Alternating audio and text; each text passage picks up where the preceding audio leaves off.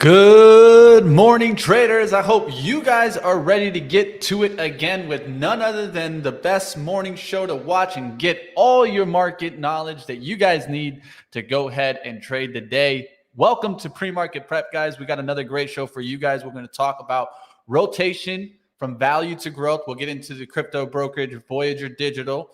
We'll talk about DoorDash and Amazon, what you guys should know about that. Microsoft news starting to hit the tape there on potentially a probe there in the UK. We'll talk about that. And of course, lockup in Carvana. What's going to happen? It definitely did get a nice boom yesterday. And of course, we got our guest today. We got Al Kluis, Managing Director of Kluis Commodity Advisors. So hit the thumbs on up. Let us know you guys are ready in the chat. And let's get it started with PreMarket Prep.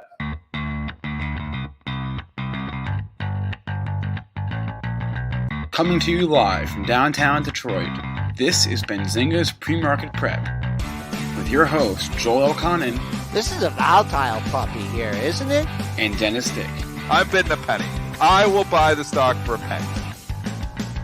With everything you need to start your trading day.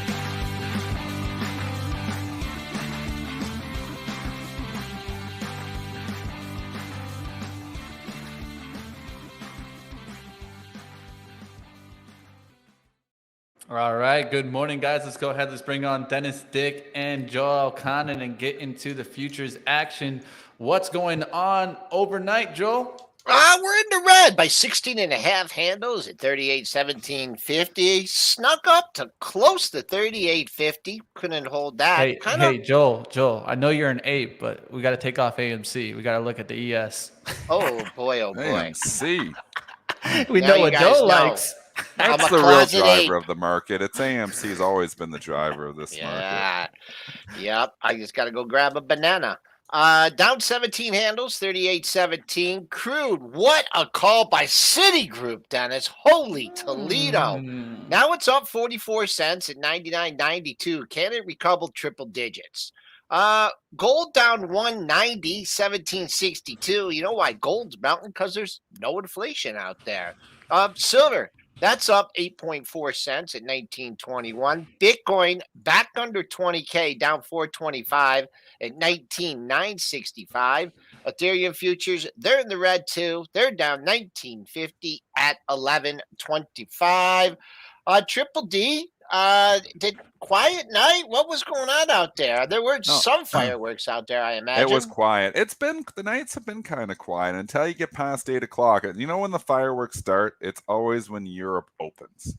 It seems like there's, kind of quiet. We're really taking our cues here from Europe. Yep. Again, another. And if you look just here, it's happening again and again and again. Another down day for the European banks. Deutsche Bank, nice little rally in the afternoon after the European market closes. And that's when we really started to take off. We close round and obviously in the afternoon when Europe is closed, that's when we mounted most of our rally. And then Europe reopens and then we start selling off again. So Europe's got some problems here right now. You can just look at the European banks and, we talked about this yesterday. It's scaring me that, they're obviously pricing in a recession, but their stocks are getting hit really hard, especially the banks. Deutsche Bank's now $7. You got to go back if you want to find the $7 level. You're going back. Well, I guess during the COVID crisis, obviously in 2020, we were down there, but rising interest rate environments you'd think would be good for the banks, but it's not good if we go and throw them into a recession. So that's where we're at right now here, recession concerns. That's why you saw also the rotation from value to growth yesterday, as well as the banks continue to get hit. All the crowded value trades continue to get hammered, and the uncrowded growth trades get some love yesterday. Deutsche Bank down again. COVID low. Wait, we're not at the COVID low yet. Next, $8 looks like an important, just a technical level here, and we are now under $8. I think this is probably, look at the U.S. banks. They're not much different. Ties to the European banks. What else do we have? We have Barclays, right? BCS, right? And what else? We have RBC. No, not RBC. Canadian. What's the other one up there? Which one? You're thinking it's not even on the board anymore. Royal Bank of Scotland, RBS. Okay. And what else do we have over there? DB, ING, BCS. You got Banco Santander, SAN. Which one of them? I'm missing the big one. Credit Suisse, CS. They're all just hammered. $5 Credit Suisse now. It's $5. Wow. I mean, holy mackerel. You're looking at a $29 stock back in 2015. It's $5. CS is making new lows. There's problems here. And this, don't kid yourself. If you have some of these European bank problems, don't kid yourself. This affects the U.S. banks as well. They're all in bed with each other. And I think our U.S. banks continue to go down every day because they're taking their cues from these European banks. So it's a world economy now. They're all lend to each other. And if for whatever reason one of these European banks gets into trouble, it's going to be a contagion effect as well. That's what we saw back during the financial crisis. We're not even close to that yet. So don't worry about, those issues. There's bigger fish to fry here. But, is there a possibility of a recession? Yeah, big possibility. Is there a possibility that Europe's in a recession already? Yeah. So, that's the considerations here. That's why the banks keep going down despite higher rates. If we avoid a recession, if the Fed can navigate the soft landing somehow, those things can change. But you can clearly see the money is coming out of financials. And money is going into where it's not crowded. This is what money does. It crowds trades. And everybody piling into utilities, into oil stocks, into the value trade 2-3 months ago. That's all coming unraveled here. And where has it already been unraveled? It's been unraveled in the emerging markets, which are now approaching, 3-month highs. Well, I shouldn't say that. With BABA is approaching a 3-month high. Certain stocks. And some of these growth tech stocks, like we've been saying, I said it on the show. I've been saying it for a week and a half. I actually said it back in May. I think ARKK 2022 low is in. Ripped higher yesterday. So those, if we're going to turn it around, it's going to be actually the growth tech that leads us out of this. I'd buy those stocks on pullbacks. I did a little nibbling in the long-term portfolio. I'm down to, I think it's 39% cash now. So I was at 52 at one time. I'm nibbling, just keep nibbling. I bought some Meta. I bought my Marvell technology, which I had sold higher. I bought that back yesterday. We know I bought my Amazon back. I'm slowly, the stuff that I was selling, earlier in the year, I'm buying those stocks back. I'm not going all in because I still think there's a lot of risk out here, but I'm still nibbling on stocks. And the nibbling sectors that I'm going into is technology here. Because you know why? Nobody's coming. If you're going to a recession, you're not buying a brand new car. But technology, a lot of this technology stocks, are selling stuff that isn't as expensive. So that's the consideration that I'm looking at. And I think technology is an uncrowded trade right now. Already had its bear market back, May when we were selling every stock, and Square was making new lows. These stocks have already been hit really, really hard. So is there the possibility that they could get a relief rally here? Yeah. Is there the possibility that, we've seen the lows? It's possible. I don't know that. Nobody knows anything. But I think the time to be 100% cash is past us. And I know you're not seeing it in the overall market, but there are sectors that are showing you that, hey, maybe it's time to get a little bit more risk on. It was the tech that led us out of it. Amazon, that even held up that held up in the morning. And what I kept on looking at was where were we in relations like to Friday's low, right? And the S&Ps came down and not kissed Friday's low. Now we have dare I say, a triple bottom down there at 3740 area. This is it. This is the key. If we could I know we have earnings season coming up, and we have some Fed speak today, right? Fed minutes, Mitch. Do we have some Fed minutes today? Yes, we have the FOMC minutes going to be released at 2 p.m. Yeah, Eastern, so he'll say this is what's going to happen. He's going to say something negative, and then we're going to drop pretty hard, and then well, he's not speaking. Remember, it's the meeting from It's just June. the minutes. Okay, Yeah, so they're going to hit it on the minutes, and then they'll see if they can bring it back up. But I'm more worried about 37.45 than I just can't stop thinking that's level of levels. If we take that out, then I think it's a foregone conclusion that we're going to take out the low of the move here. I think, and I'm on the complete opposite end of this, Joel. I think the rally in growth, and we've sold off, we've priced in a lot of risk. I believe that the next week's CPI number is going to be soft. I believe it's going to be. So I want to start being positioned where I don't want to be 100% cash. I don't want to be heavy cash into that number. Am I going to be all in? Never all in. Diversification's always been the key to my investing, but I just think that there's a lot of pricing that has come down. I mean, lumber has come significantly lower. We're now seeing oil start to come down. Is it going to show up in this data? Some of it might start showing up. We're not going to see a number like 6 or 7, but they're saying like 8.6. Could we see a number 8.2, 8.1 just lighter than expectations? I think we could. And I think the market would applaud that. If we see something with a 7 on it, I mean, Katie bar the door. That to the upside. Yeah. So No, if we see a 9, then it's completely This different. is So my only concern is when CPI data is taken, right? I talked about it, that it's taken in the early part of the month, and I didn't think we saw that letting up in the commodities and the oil at least until mid of June and going into the end of June. So I think it might take one more month. But one thing I'll always state is I always try to kind of follow Dennis, and I think about the time in the pandemic. It's not that Dennis is always right, but I always think that Dennis is usually kind of getting there. He might be a little bit early, and that's okay too. And you hear him there. I come in being early smart. a lot of times. Yeah, he's being Too smart. early. He's like, I'm not going full in already. I want the market to tell me that the idea is confirmed and the conviction can come in there. But hey, you guys see it with ARKK. We're seeing that bounce there. It's okay to take some shots, of course, always understanding your risk. And I think that's where definitely Dennis understands that. I mean, I'm in here. I'm in the gutter. So, I make money on the turns. There's a lot of traders that make money on the trends. I make money on the turns, identifying it quickly and then getting positioned. I don't stick around long in a lot of these trades, but I do stick around sometimes. People asking me when I'm talking what cash, I'm always 100%, I'm always hedged in my trading account. That means I'm equal long, equal short. I'm trying to balance it out. If I got $1 million worth of longs, I got $1 million worth of shorts. That's my trading overnight account. It's trades market neutral, trying to, just minimize market risk as much as it can.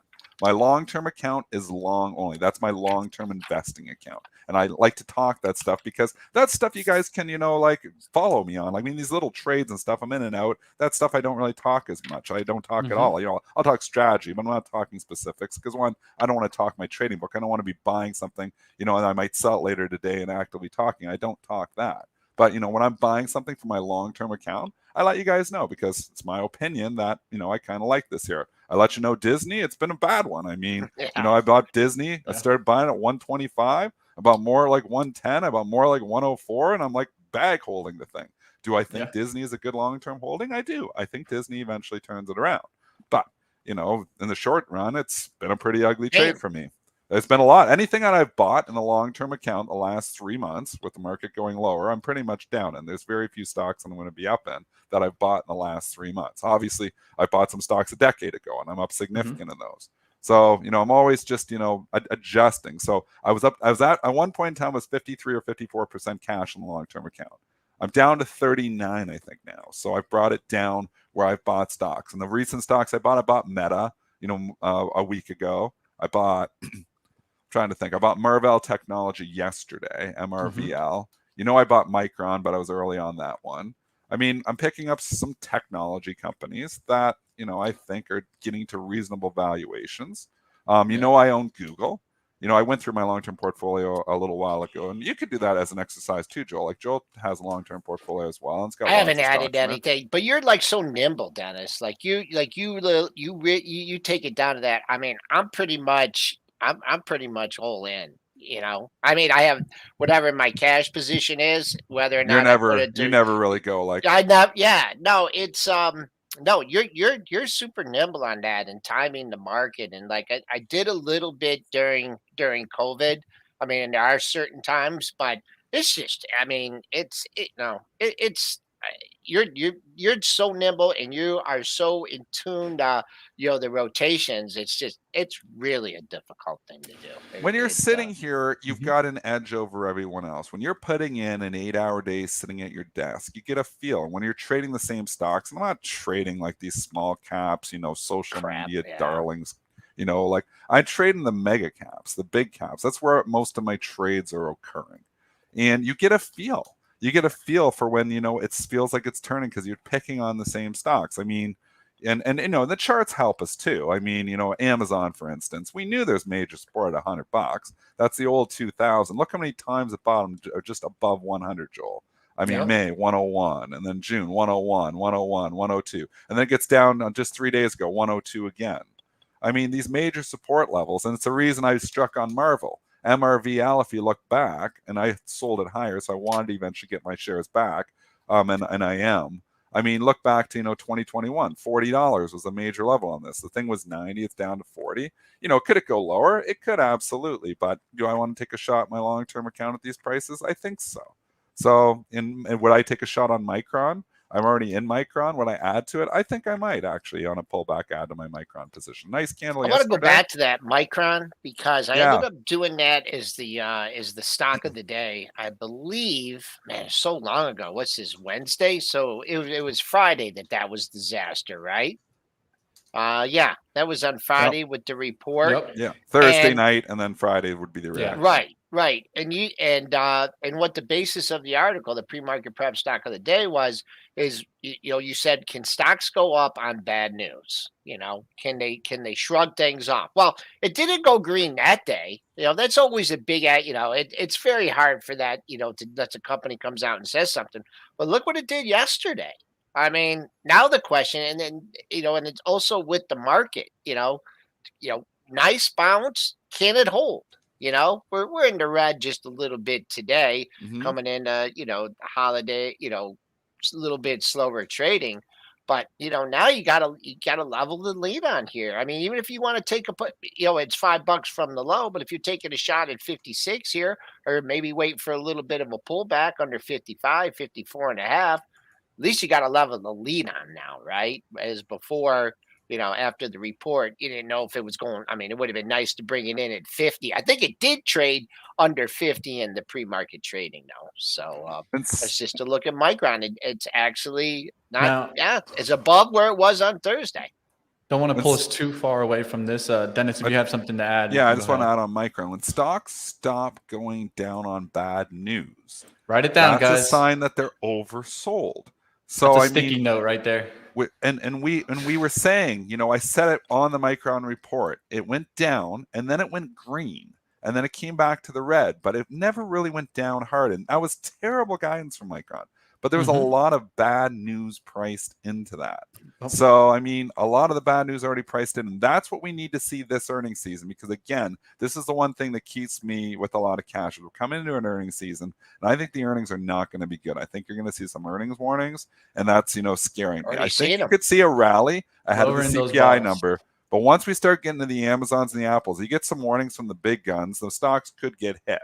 So that's a consideration. But you got to start seeing reactions that, okay, the earnings weren't great, but they weren't that bad. And then they start buying them. That's your signal that, hey, maybe, we do have, the potential that, a bottom could be forming or a bottom might be in.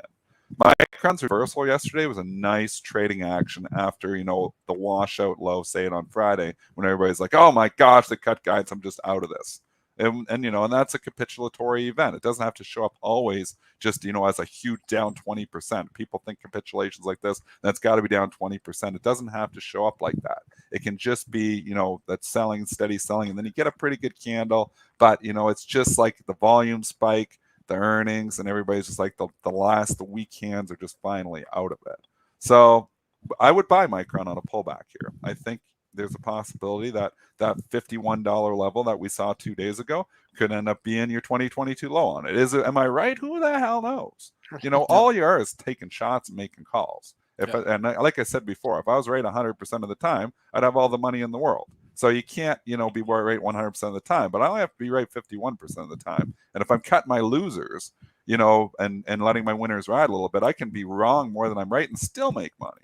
So all about that discipline, all about diversification, 100%. All about taking shots, small bets, and hopefully, you're right more than you're wrong. All right, we'll start moving on. We'll get into crypto. One thing I would say also that I did see in ARKK is keep your eyes on the biotechs. They have been really strong. ARKK names like CRISPR, Fate, Beam, huge day yesterday, all over 10%. So keep these on your radar. The biotechs have been hot. And an area where sometimes you see that first kind of push go into is healthcare. And I'm also seeing technology. So those are the two sectors, at least from my eyes, that I'm watching. Industry specific. We did see kind of yesterday software application names get a nice boost. Names like Asana, names like HubSpot, those kind of names. Snow had a really good day. Unity. So keep those on your radar. Like always, look for the rotation. That's what Dennis is definitely pointing out here. Rotation, rotation, rotation. And staying on this is a good way to kind of catch those turnarounds. So we'll see what happens there. Let's keep going. Let's go towards some crypto talk. I know that a lot of people were mentioning this earlier.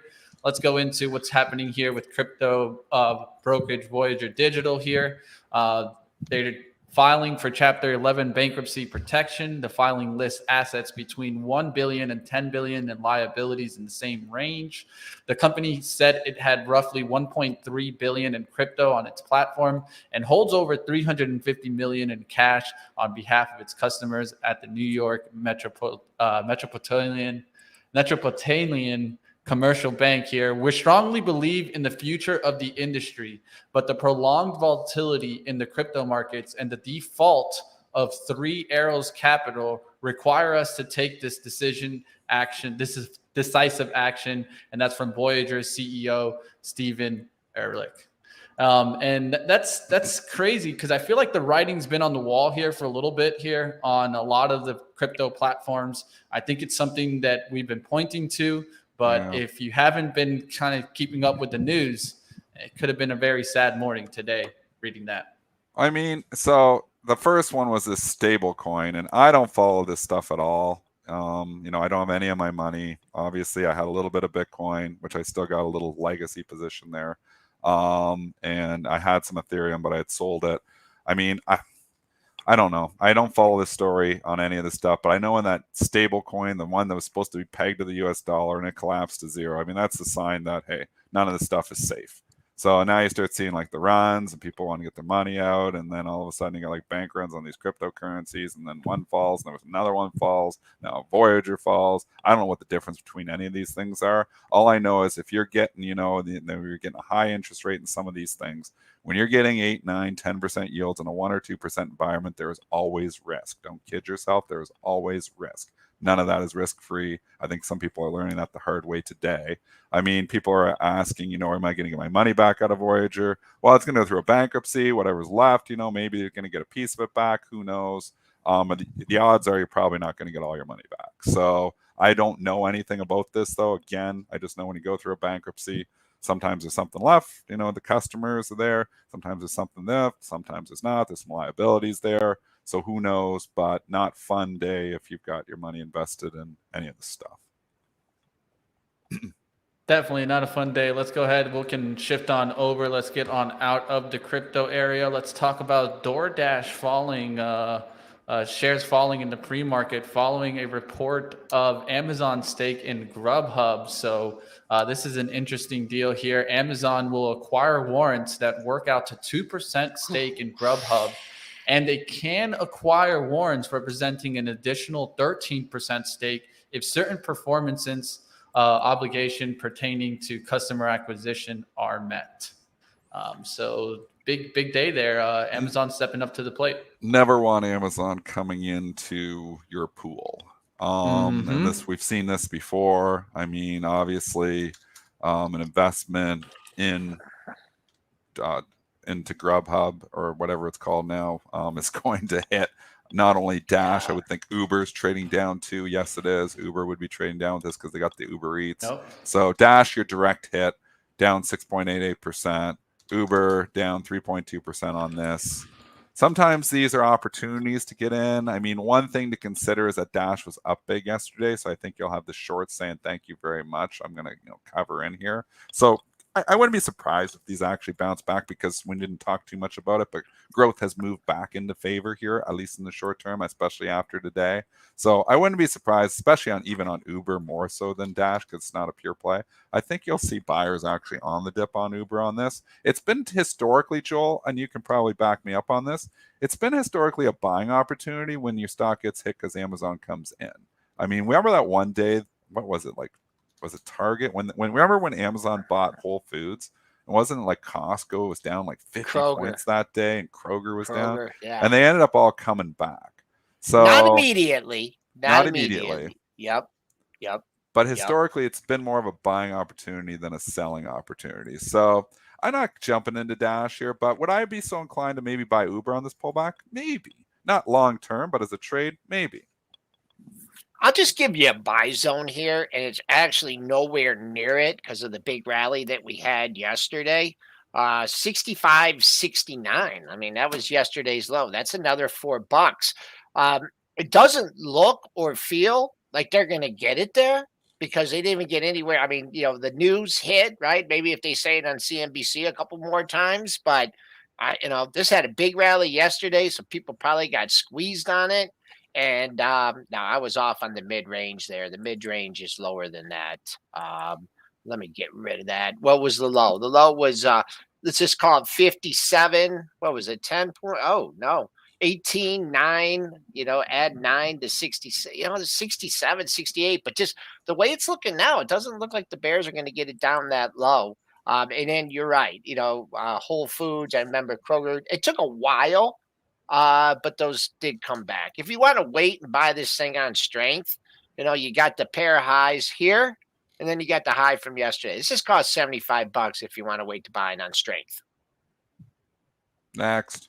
All right, let's keep going. Let's get into the next topic here. We're Microsoft here, 69 billion acquisition takeover facing competition probe in the UK here. You're talking about the Activision? Boy. Yeah, Activision. Yeah. And so this is going to be something definitely to keep on watch. Do we start getting fight back on this deal here? You're not seeing it down much. We all knew they were going to look at this deal. This wasn't rocket science. If you're expecting, this huge whoosh down, oh my gosh, they're looking at Activision. We knew they're going to review this. There was no doubt they were going to review this. It's not surprising that it's down a little bit on it, but it was down even more this morning, and that's just people where to bring up the Activision chart. This won't affect Microsoft whatsoever. This affects Microsoft zero. There will be no movement off Microsoft on this, but it will affect Activision, Blizzard, ATVI. Yeah, so you go down to 77.80. So you're down $1, and that's just algos overreacting to the news. Oh my gosh, they're looking sell. And yeah, we're going to look at this deal. We all knew they were going to look at this deal. So could it be down 78? It could. Is the deal going to go through? That's a big question. They have till September 1st, apparently, now here to give their first analysis of this. That's a long time away, so we're not going to get any more information for a while on this. All we know is that they're reviewing it. The one thing to consider, which we've said, is some of these game makers have been hit. So I mean, if Activision Blizzard deal does fall apart, it's probably $20 down. It's not probably where it was prior to the deal, which was around 63. I think it would probably maybe even take out the low of the move. I think 55 to 56 if the deal doesn't go through. If it does go through, your upside's to that $95 price. So the risk arbs are kind of putting not a 50-50 on it, a little bit skewed actually to the deal going through, but you never know how these things are going to work out if it's going to go through. Deal or no deal, hard to say what the regulators think. I'll just say, three pretty influential people, two of them have been guests on the show. We're still working on Warren Buffett to get him on the show. Gene Munster thinks the deal's going through, and Michael Pachter thinks the deal going through. And Warren Buffett invested in it prior to the deal, so he's confident. He just wants to own the company, and that's one thing to consider too. Is maybe it's it's not a ridiculously expensive stock. It's not like you're trading 50 times earnings for Activision Blizzard. So I think what it was trading 16 or 18 times. I'm going off my head, so I might be wrong. Prior to the deal, so. Maybe it doesn't. Maybe it just goes back to 55, 60. So I think it's 50-50, whether the deal goes through or not. And the risk arbs just keep holding it here as obviously we analyze that risk. I mean, if the market comes back, it moves a little bit with the market because that's bringing up the EA and the Take-Two, and those are your direct competitors. So, analyzing your risk, you got to look at the charts of EA and Take-Two. They're off the lows too, though. Some of these gamers have come back as well from the lows. All right, let's keep going. Let's go towards the lockup story that's expiring today, which would be Carvana.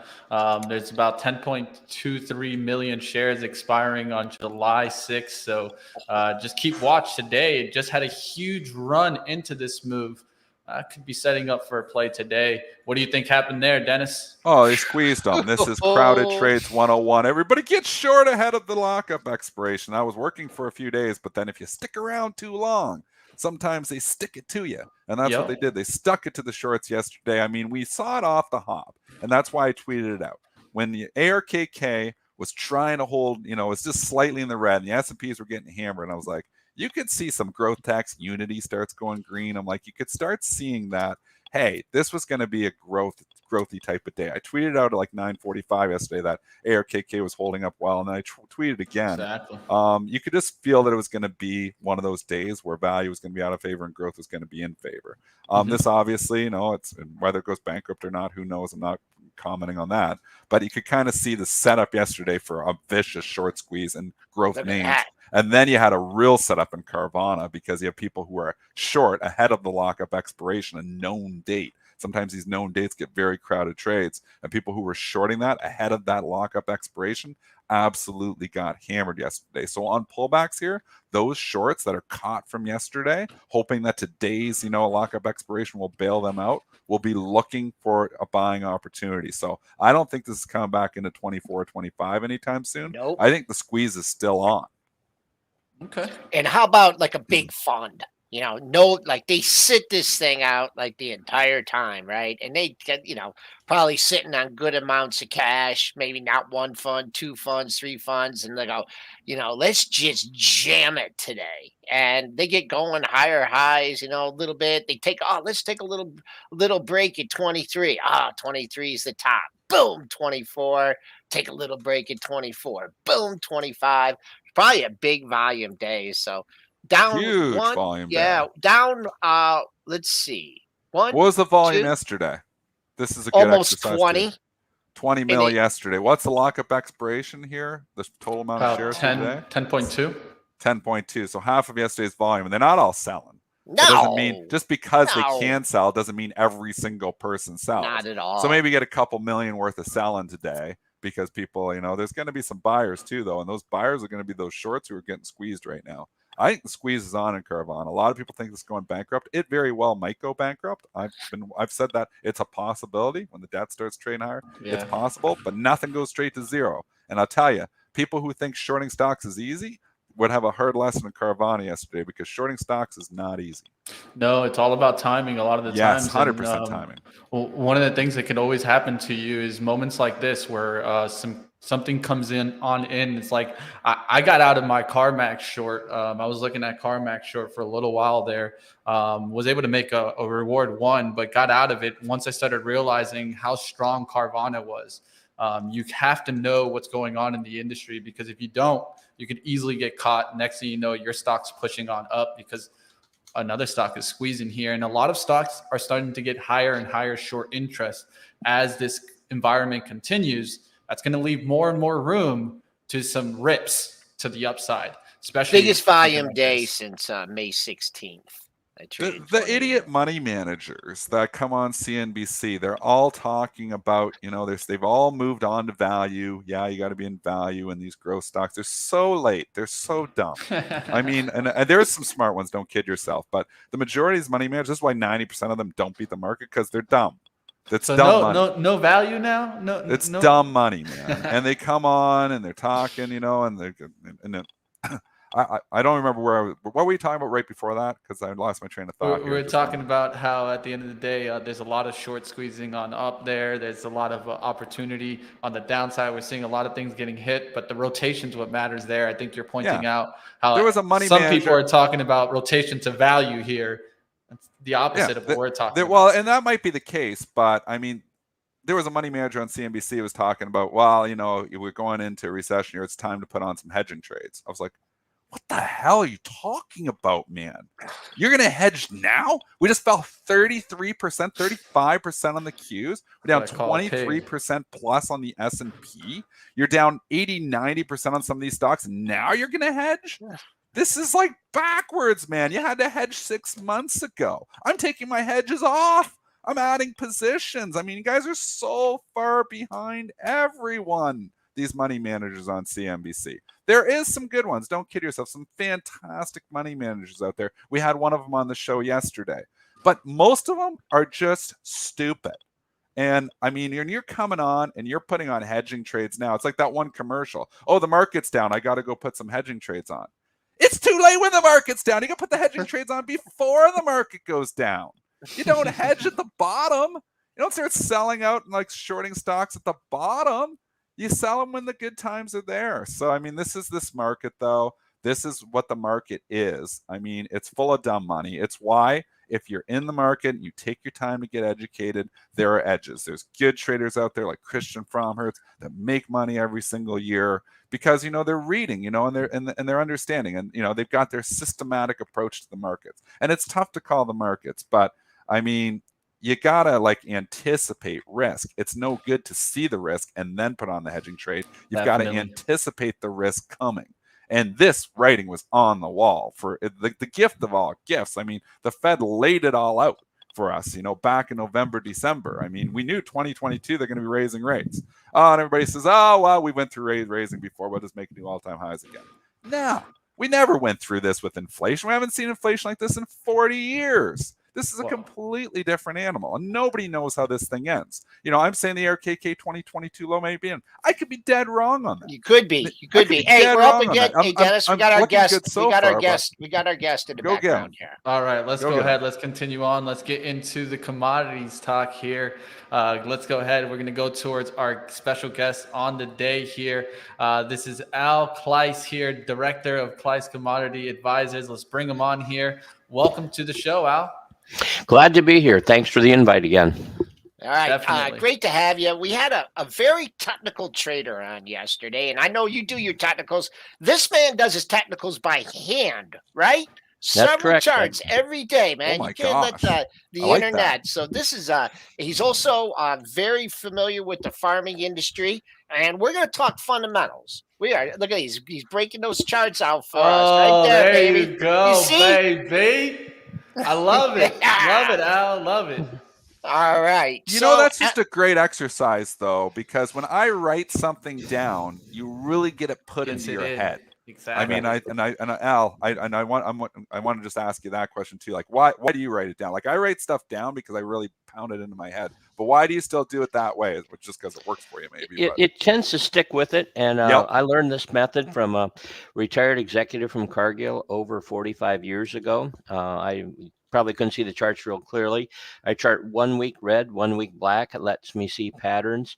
Also, it lets me set up objectives and all kinds of things that it just kind of gets ingrained in your head. I also have a whole series of rules I write out and try to keep track of on a daily basis. And when I stick with my rules, I tend to do well. When I get too smart and stop following my rules, then I get my head handed to me. So it's all about discipline, about cutting your losses and trying to manage risk in an intelligent way. It's like one of the other speakers said, you can be wrong 51% of the time, but if you minimize your losses, you can still be profitable. All right, so let's get to the USDA reports. We had those on June 30th, and we'll go through the individual reports. I can show some of the charts, and then we got to talk inflation and the implications for these for inflation. So, where do you want to start out on the USDA reports? We'll just kind of take an overview of the numbers. They're old now because when the survey was taken, and the market reaction to it. But generally, there's two major reports that come out at the end of June. One is the planted acreage report. How many acres do we have planted for corn, soybeans, and wheat in the United States? There's 12 principal crops. We tend to really focus on corn and soybeans. We do our own surveys as a firm, and the numbers came in very close to what we thought. There was more corn than what the trade had expected, and about 2 million acres less soybeans. And so you would think, wow, that's really friendly to soybeans. The other major report that comes out that day, in addition to prospective planting, is the quarterly grain stocks report. And that report came in very close to trade estimates, but it was also showed that our inventories in the bin held by farmers and grain elevators of both corn and soybeans were larger than last year in the June 30 report, and yet prices were substantially higher. So in the last few days, we have really corrected the grain markets extremely hard as we begin to factor in that we're not going to run out of corn. We're not going to run out of soybeans. And especially in soybean oil, we are seeing the effects of higher prices. We've recently had some crush reports from the NOPA, National Oilseed Processing Association, showing less soybeans being crushed than expected. And at the same time, the inventories of soybean oil have been going down. And so the veg oil markets, whether you look at palm oil, soybean oil, canola, boy, they've really gotten pounded as we see people begin eating out less and using less fried food and less soybean oil. So we are seeing, I think, some real demand destruction start to occur. You've taken soybean oil from over 90 cents a pound to today trading down to about 55 cents a pound. Let me Wow. bring up the current chart. And that has really taken a lot off the value of a bushel of soybeans. And so 60 cents right now in the July, the nearby. So you've went from 90 cents a pound to 60 cents a pound. Wow. And so that really taken a lot off the soybean market. It's unbelievable to me, too, looking at the wheat market, that we're now lower on Chicago and KC wheat futures than before, the day before Russia invaded Ukraine. And so this whole war premium, the whole inflation premium has really popped. The bubble has bust, and we're seeing where the people that were disciplined and in our industry put on hedges on new crop finally got a lot of their margin money back. Okay, so the other important thing for the grains and the commodities is the weather, right? And you got to be a weatherman. I probably could have been a weatherman. I'm pretty good at it. But give us an update on the global rain fundamentals. The U.S. is where we're really focused on right now, U.S. and European weather, as we're looking at the North American continent, and also the weather in China, all northern hemisphere crops. And overall, the weather pattern has really improved. We really had some planting delays in April and May. Then we had some extremely hot weather. I live in Minneapolis. We had the fifth hottest June in history. But all of a sudden, in the last couple of weeks, we've had beautiful rain, temperatures in the mid 80s, so the crop conditions have improved. We're about 5 to 7 days behind in terms of our crop development, but we have went from maybe having 172, 174 bushel corn to now I think the potential for 177 to 180 bushel yield. So it just totally, the pendulum has really swung. Soybeans are really made in the month of August, but right now we've got great crop development in the soybeans, and so we have went from having a real skepticism about the potential yield. In Europe, they've had record heat. Certainly, the wheat crop, the crops in Germany, and especially in France, are smaller than other years, but they're still a very decent crop. They're harvesting. And Russia has had very favorable weather. There's going to have some challenges with exports, but they could have a record wheat crop in Russia this year, which could potentially mean a lot of wheat exports from that country. So you've taken wheat, Joel, from over $13 a bushel right now, with Chicago wheat trading down to $8.30 a bushel. So again, we've taken about 35% off of the wheat market and veg oil market just in the last 6 weeks. Wow. All right. So commodities, right? They're supposed to be an inflation hedge. Can you use the futures markets? I mean, it looks like it was a good hedge at some point. Hopefully, all the farmers were selling on the way up here and locking in some profits. But what about discuss using futures as an inflation hedge? In theory, it can be a good inflation hedge. You have to be aware, though, the seasonal nature of the grain markets. Generally, we've had high prices, and as a firm, we've tended to be very disciplined, selling cash grains and putting on new crop hedges in May and June. I don't ever like to have any corn in the bin after the 4th of July, and that usually has been a good rule. If I want to try to be buying, grains as an inflation hedge, I think you have to be very strategic in when you do it. And generally, the last several years, we've put bottoms in the grain markets between the end of August and first part of October. When a repairman came into my office and showed me that he had a corn futures in his trading account on May 5th, I knew, God, if that isn't a sell signal, I've never seen one. And boy, he got his head handed to him. The old repairman Yeah. indicator. Mhm. All right, so you just mentioned it a little bit there with the farmers when you talk about the wheat and the soybeans and these commodities. when they have these just blasts up like this, logically you think it's like hedging. Like, man, why not let the futures contracts go out a year or more in No, some of 4 the years, grains? Joel. 4 years. 4? 4 years. We have stuff sold ahead for 23 and 24, and a lot Holy of 22. mackerel. Right. So when they come back down, they're not buying it back, right? They don't want it because they have the physical. But from what it sounds like, some of these farmers got greedy. How the farmers doing out there? How your They're clients doing doing? they're doing very well. Certainly, we see a huge difference. I have some friends that are in ag lending in the profitability of farms. Some guys got sold up way too early, too soon. Some are just like froze and didn't do anything. But the larger farmers have become more sophisticated. We have a lot of the customers we work with that had between 30 and 50% of the crop hedged. And Wow. we're underwater, in all honesty, with some of those. But right near the top, we also bought a boatload of put options, which helped us. So between hedges and puts, we were able to get 70 to 90% of the crop locked in at some very high historic profit levels, and those things will be golden. We also have some really good profits sold ahead for the 2023 corn and soybeans. It looked lower. It was a slight discount. I mean, the 23 futures were not as high as the fall of 22, but again, it's a spreadsheet decision. If you've got your land costs locked in, and you can go out and be locking in $150 to $200 an acre bottom line profit. The question shouldn't be if you do it. The only question, Joel, should be what percent of your crop do you do? Okay. All right. So we're talked about the U.S. farmers, and obviously we have a global situation. How are the farmers doing in the Ukraine this year, and how much will they be able to harvest and export in 2022 and 2023? Very tough question. First of all, the farmers there have gotten way more crop planted and ready to harvest than we dreamt possible in the February, March time period. They've been out there with flak jackets on. They have to have teams of people go in and remove some of the missiles from there. They have trouble with the Russians stealing their diesel fuel. So, despite all these problems, they're still going to have about 2/3 of a normal wheat harvest and about half of the normal corn harvest. Their sunflower crop will be down significantly.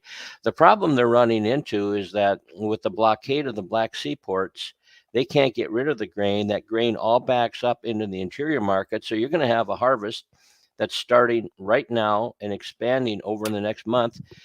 Where are you going to put the grain? Where are you going to store it? A lot of this, unfortunately, thing is going to have to be parked outside where it's subject to rain and other events. But they have a crop that's smaller than last year. We're exporting 5 or 6 million metric tons a month out of the Black Sea ports. If they put it on a train and go into Europe with it, it's only about a fourth of what they were able to export. So that it's a logistical problem that is really challenging for many people, for the end users and for the farmers in Ukraine. All right, so let's put it all together, Al. And these prices have come in. Crude just came in recently. I know it's hard unless you have a crystal ball when they take the CPI data, and that's what the market's worried about: higher interest rates, runaway inflation. How long do you think it's going to take that these decline in the commodity prices to filter through? To the rest of the economy, to the producer price index? When do you think we're going to see a little let up in inflation? If so, when? There's your lag time, Joel, Yeah. minimum 3 up to 6 months. And so the Ooh. fact that we've turned the grain markets, especially wheat and veg oil, two very, very important components for food, lower, and we've taken cattle futures recently sharply lower. So if we tipped over in the grain markets in June, possibly as early as September, but I would say definitely by Q4, we'll start to see moderation in food prices. Actually, we could see some of the price of flour and soy oil, those important ingredients, begin to decline. But when these guys are loaded up with expensive inventory, guess what? They don't drop their prices as soon as they can. And so, but eventually, I think as we're in a competitive type market, you will see, I think, moderating food prices, and that will definitely benefit the CPI by the time we get to September, and for sure, Joel, by the fourth quarter of this year. All right, so I'm going to go ahead and jump on in here. One of the things that we historically see is some seasonality coming into play with corn and soybeans, sometimes in late spring, early summer. I'm wondering if we're seeing seasonality more coming into play here in the commodities, or is it truly kind of that demand destruction finally starting to hit? No, it's seasonality. A very good point. If you look at it very often, I've got several key dates circled on my long-term charts. The last week of August has pretty consistently been a very key week that I watch for a low. And then also for the people that are end users, I've got circled the first week of October. So sometime between August and October for livestock farms, feed mills, that type of thing, we're on the buy side. And that seasonality really works. And this year, because we're at such high historic price levels, it's just been, you take the stairs up and you take the elevator down, and it's been a pretty brutal ride down. It's not going to stay down forever. This is setting up to be for wheat processors, flour mills, livestock farmers to be an excellent buy. I personally think that we start in August and we have 12-month supply locked in by the first week of October. Well, thank you for joining us here. Al Kluis, Managing Director of Kluis Commodity Advisors. I appreciate you coming on, and we'll definitely have you back, Al. Thanks for the invite. Look forward to working with you in the future. All right, there we go. Touching some commodities there. Let's start wrapping Very on up. We've got informed. about 9 minutes. I love that conversation. I love the old school charts too. Information. I mean, some of these guys that have been around for a long time in the markets, you can pick their brains and extract a lot of good information from them. And I love the way he writes it all down, because it pushes, like I do the same thing. I write down every single, like I got the list, and I've always got the stocks, and everything I want to trade for the day, I'm writing it down, because you know what, you remember it better. And I always write down what's reporting earnings this week. I always know all the stocks. And in an earnings season, I have like 2 pages, of stocks. But I think there's a lot to that. I mean, it's old school maybe, and people don't like writing stuff down, but I really feel like you get it in there when you write it down. So I like that too. You'll know a trader when you see a pen and paper next to the desk there, always writing some Everything. stuff I'm down. writing everything. I know Joel does the same too with his stars and his support levels. And I think that's something that you'll see a lot of traders do, is that they write things down to try to help themselves. I know I used to put a bunch of like sticky notes all around.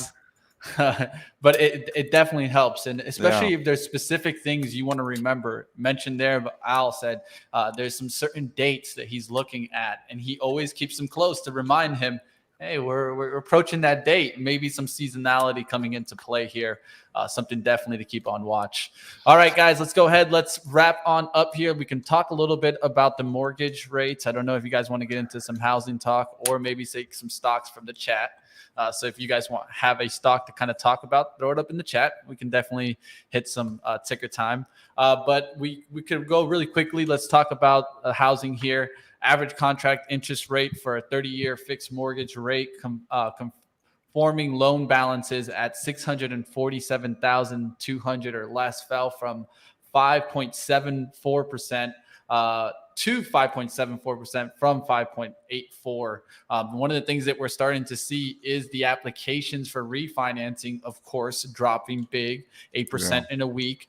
They're down 78% the same week 1 year ago. Home purchase applications also fell for the week, down 4% and 17% year over year.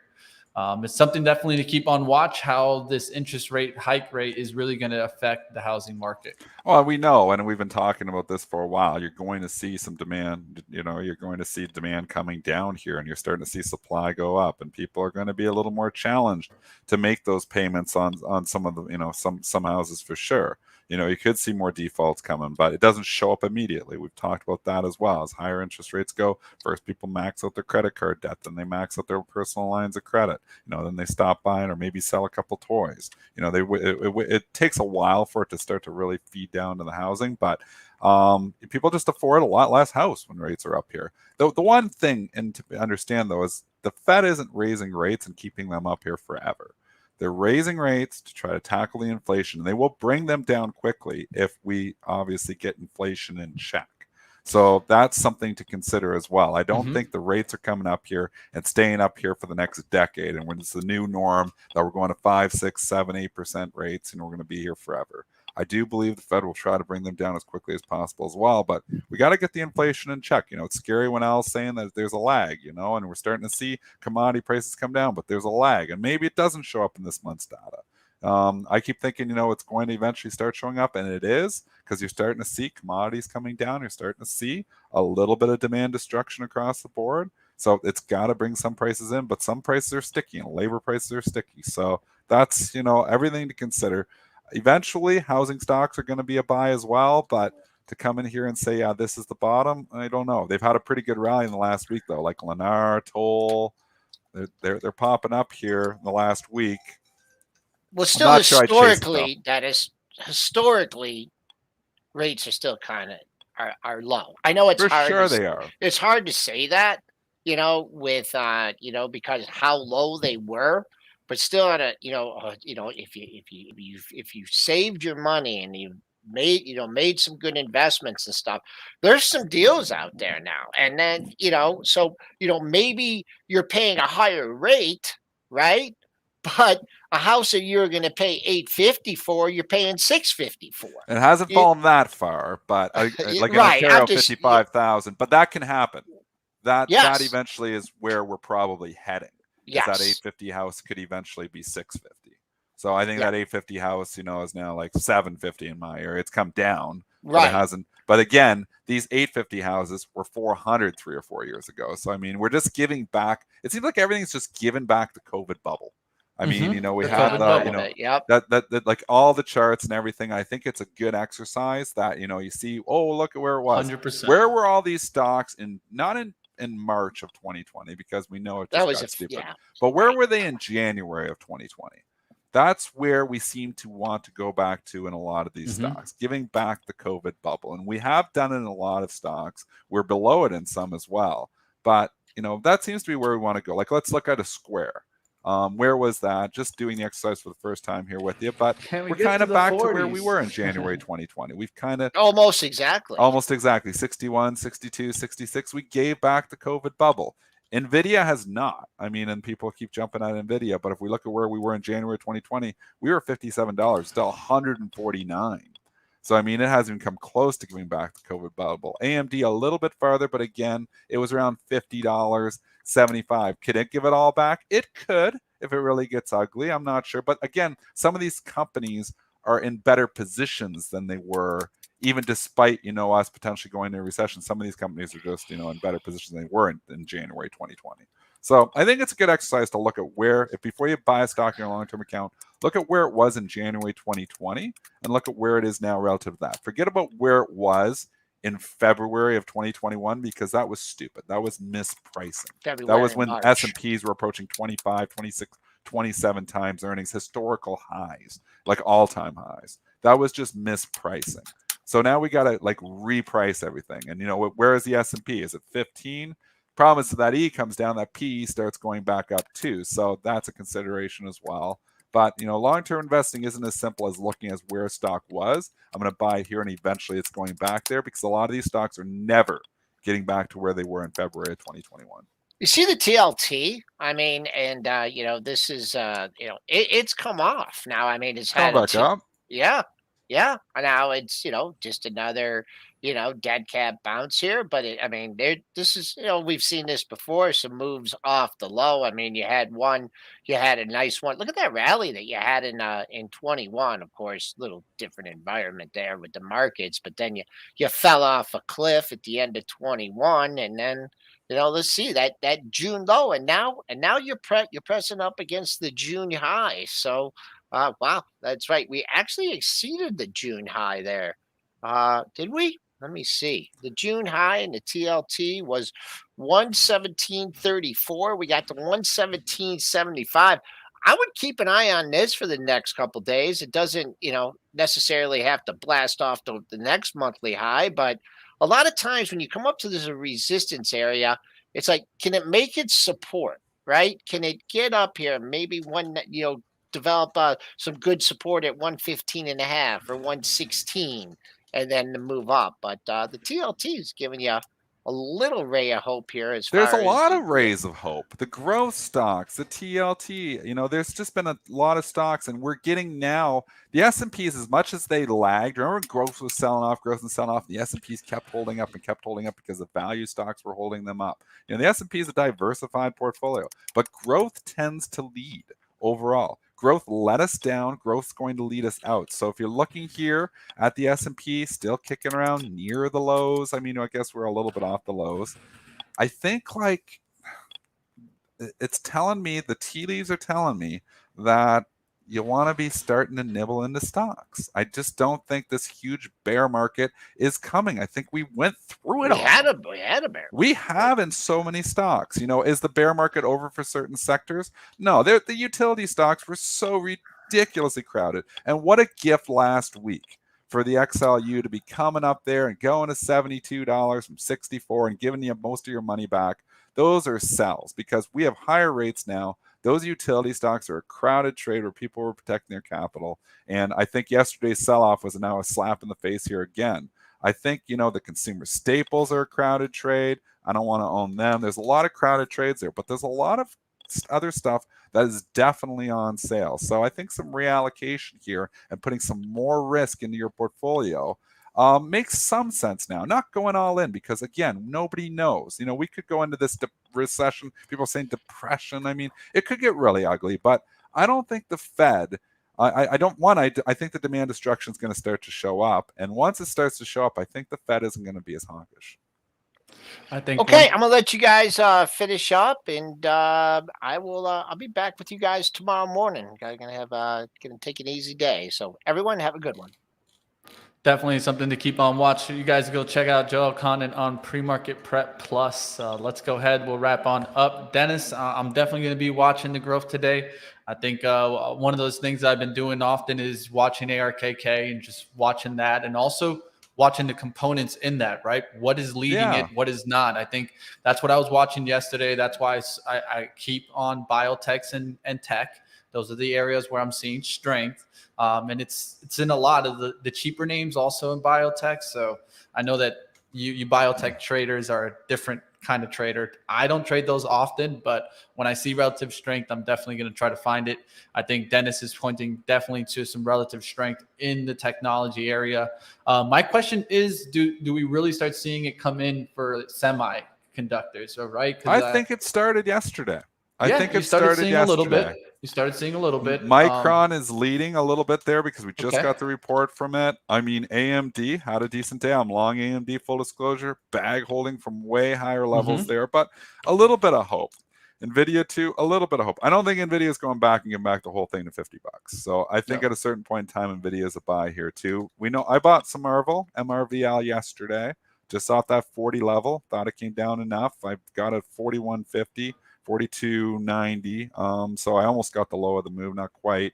But I've 3 days is going to be lower. It's been a tough investing environment. So I've definitely made some really, bad investments here in the course of 2022, being too early.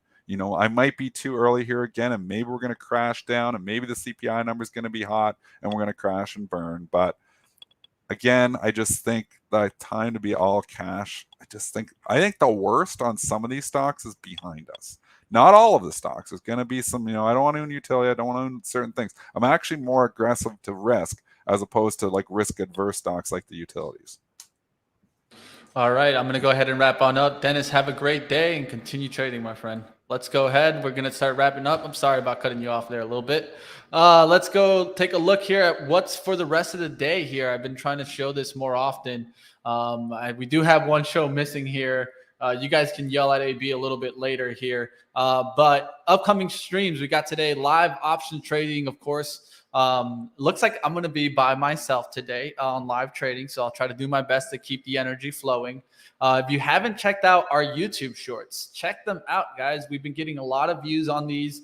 A lot of them are with AB. So if you want to check these out, they're really fun. They're really short. Majority of them are about 2 minutes long, 3 minutes long. So check these out, our YouTube shorts. And then later on today at 1 p.m., we got stock market movers. Of course, I'll have some experts on then, and then we'll get to at the close. We do have the roadmap show, and Also, Benzinga Live. I'll try to get their thumbnails up there in a little bit. They should be up, but check out those shows also. All right, that's going to do it for me. I'm going to get you guys on over to live trading. Smash the like button. Let's go ahead. Let's keep things going. Like always, we appreciate feedback that you guys give. We're always here to improve. Like you guys will hear me mention in the chat. Going to make some mistakes. Not going to be perfect, but one thing will be is transparent. Ability to say that, hey, when we drop the ball, we'll admit that we dropped the ball. And there's another thing that we'll do is keep on trying to make improvements. You guys smash the thumbs on up. #1 morning show, Pre-Market Prep. Smash the like, and I'll see you guys on over on live trading.